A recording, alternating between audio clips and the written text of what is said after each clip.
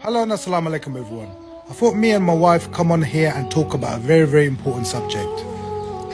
We thought we would come on and have a quick chat about what happens when you separate or divorce when you are parents. Quite a few people sadly around us this has happened to recently, and we can't help but feel so awful for them in that situation, but also for their children. And we've just seen so much recently that actually the way that they've been dealing with it, they've been kind of dragging their children into it also. Yeah, I agree. The thing is, what people need to understand, me growing up without my father, I know how it feels being without a father. So a lot of women, what they do, they're trying to cut their father off from their life, but a father in your life for children is very important.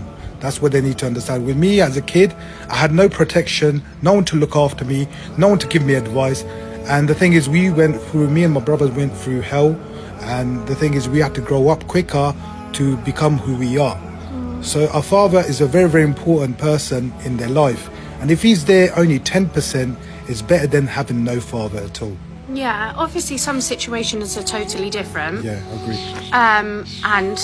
And some mummies have to do it alone, and you know that's amazing.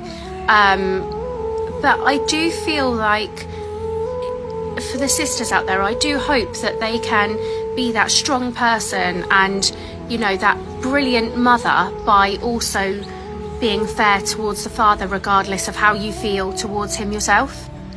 So that's something I feel as like a real super mummy. If you can push through and do that, I feel like that really speaks volumes as you as a beautiful person. If you can put your feelings aside and separate them for your children. I feel like coming from my parents split up when I was young, and actually, and they did that for me. They and my siblings, you know, they separated their feelings and our circumstances, and I have two amazing parents and step parents in return of that. Yeah, that's very important. And I think, like, if you have a problem with the father, don't use the children for your own personal thing and that, because you're bringing the kids into your personal thing.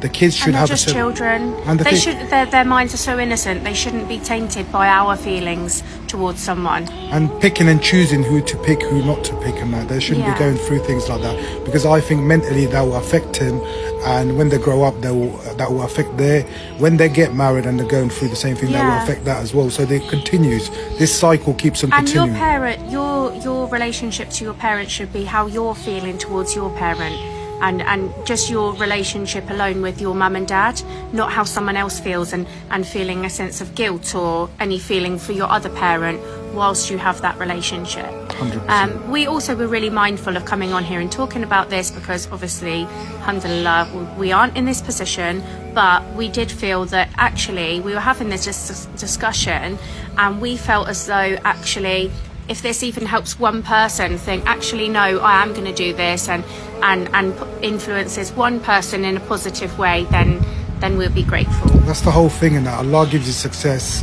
and you need it for good reason. Use it for good reason, and we just want to put a good message out there, and hopefully this message helps you and do the best thing is for your kids, not for yourself, for your kids. Always, I think, and that your kids are your responsibility.